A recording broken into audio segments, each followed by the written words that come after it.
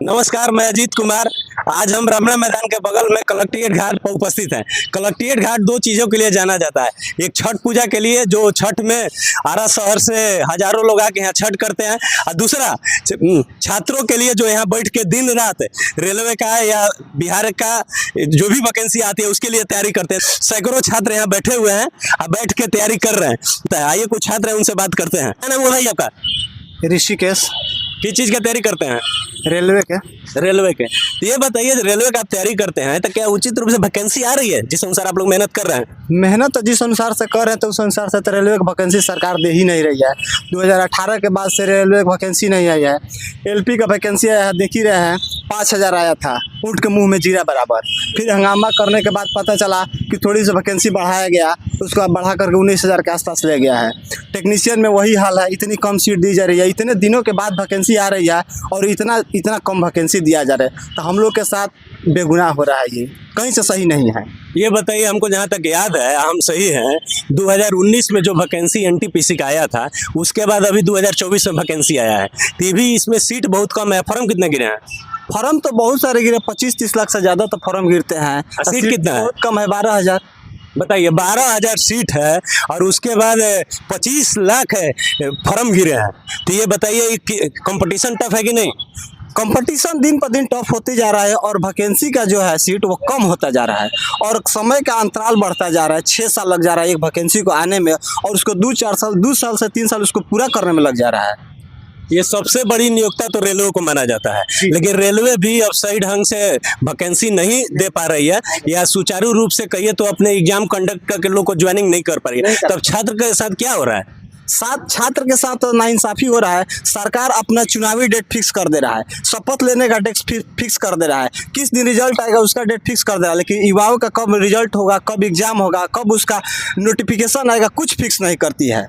यानी सरकार अपनी मर्जी का काम करती है, बाकी लोगों के बारे में नहीं सोच रही है। ये बताइए, ये तो रेलवे का होगा, क्या बिहार सरकार वैकेंसी दे रही है?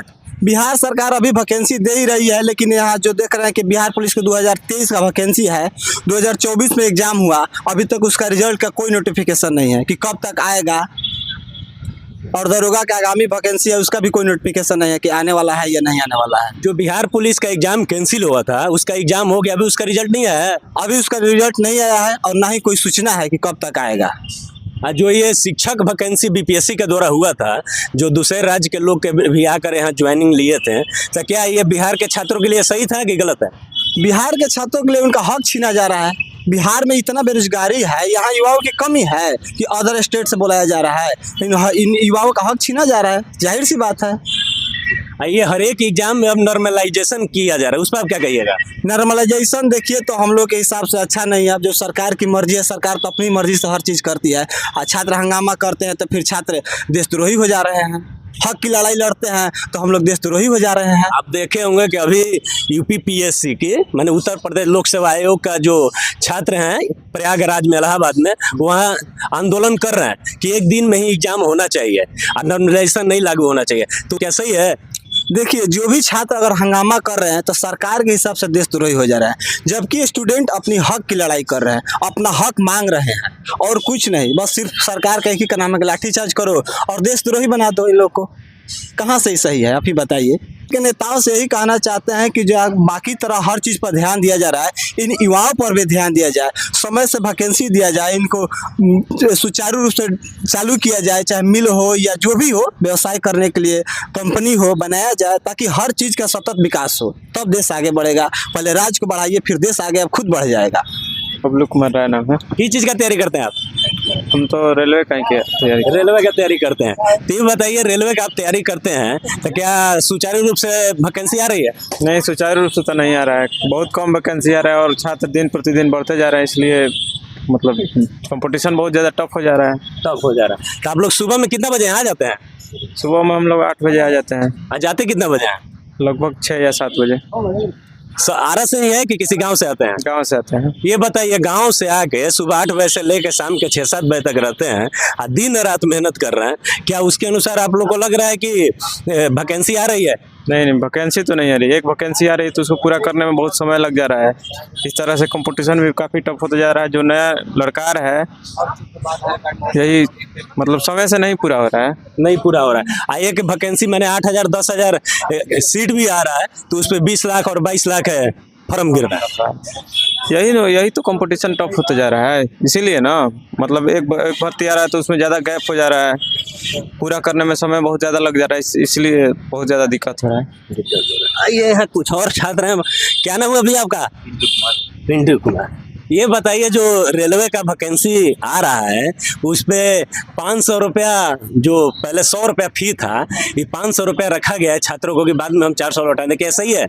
हाँ, सरकार लौटाती है, कितना को लौटाती है, कितना को नहीं लौटाती है पैसा। ये भी तो होता होगा कि बहुत लोगों के पास पैसा नहीं हो तो फार्म भी नहीं भर पाते होंगे। हाँ, जैसे हम लोग भी पैसा कहीं कहीं से जुटा कर अपना तब जाकर फार्म भरते हैं। फार्म का कॉस्ट ज़्यादा है। सरकार से अनुरोध है कि फार्म का फीस कम करे। फीस कम किया जाए। ये बताइए, अभी किस चीज़ का तैयारी करते हैं? रेलवे की तैयारी करते हैं। रेलवे का तैयारी कर रहे हैं, तो क्या सही ढंग से वैकेंसी आ रही है रेलवे की? नहीं सर, सही ढंग से वैकेंसी नहीं आ रही है। मैं तैयारी करने वाले बहुत सारे लोग हैं, लेकिन वैकेंसी बहुत कम आ रही है। लाखों लाख में छात्र जो है तैयारी करते हैं और हज़ार की संख्या में फार्म आती है, जैसे 2,000 5,000 10,000 के लमसम में आती है। इतने से भरपाई से थोड़ी हो पाएगा। तो आपका? अजीत कुमार। ये बताइए, जो बिहार एसएससी का फॉर्म फिलअप हुआ था उसका डेट आया है क्या? नहीं, अभी उसका तो कोई डेट नहीं आया है। कोई सूचना उसका नहीं है? कोई सूचना उसमें कुछ नहीं है। तो एक एग्जाम में कितना साल लग जा रहा है? फॉर्म आने से लेके ज्वाइनिंग तक ये कितना साल लोग ले रहा है? देखिए, सबसे पहले तो अगर फॉर्म भरवाया जा रहा है तो फॉर्म भरवाने में 2 से 3 महीने लग रहा है, और फॉर्म भरवा लेने के बाद उसको एक एग्जाम कराने में कम से कम 2 या 3 साल लग जा रहा है। उसका कोई लिमिट नहीं है कि 1 साल में एग्जाम होगा या 1.5 साल में एग्जाम है। उसका कोई नोटिफिकेशन नहीं आ रहा है और उसका कोई सूचना नहीं आ रहा है कि मतलब 1 साल में भी एग्जाम हो सकता है अच्छा सुचारू रूप से। अभी इसका कोई भी एग्जाम डेट कंफर्म नहीं आया है, अभी इसका कोई सूचना नहीं है। किस चीज़ का आप तैयारी करते हैं? ऐसे तो हम लोग रेलवे, बिहार एसएससी, मतलब जनरल कंपटीशन सभी चीज। बिहार एसएससी का फॉर्म कब भराया गया था, आपको पता है? शायद 23 में भराया गया था। 23 में भराया गया था। एग्जाम का कोई सूचना है उसका? नहीं, कोई सूचना नहीं है। क्यों? अब तो ये तो सरकार ना जानेगी कि अब उसका क्या करेगा क्या नहीं करेगा। बोर्ड उसको डिसाइड करना चाहिए कि हाँ, उसका टाइम फिक्स होना चाहिए कि हाँ, मान कर चलिए कि इतना समय फॉर्म आ रहा है, इसका इतना तक एग्ज़ाम हो जाना चाहिए और इतना तक रिजल्ट आना चाहिए। उसका मतलब पूरा क्लियरेंस डेट होना चाहिए। जैसे मान कर चलिए इलेक्शन होता है, उसका नोटिस आ जाता है कि हाँ, इतने तारीख को इलेक्शन होगा, इस एरिया का मतलब फिर जब बांटा जाता है तो वैसे ही उसका रिजल्ट फिक्स है कि मान कर चलिए कि यहाँ पर लोकसभा का इलेक्शन हुआ तो वहाँ पर पूरा 28 राज्य और 28 राज्य में हुआ और उसके बाद पूरा उसका रिजल्ट फिक्स हो गया कि हाँ, हमको 4 जून को देना है। पूरा जब इलेक्शन हो जा रहा है तो एग्जाम क्यों नहीं होगा और रिजल्ट क्यों नहीं आएगा टाइम पे? एनटीपीसी का फॉर्म भराया गया है, क्या उसका एग्जाम का कोई सूचना है क्या? नहीं, उसका अभी कोई सूचना नहीं है। और ग्रुप डी का वैकेंसी भी नवंबर में ही शेड्यूल था। अब नवंबर मान कर चलिए कि लास्ट जा रहा है, अभी तक उसका कोई सूचना नहीं है।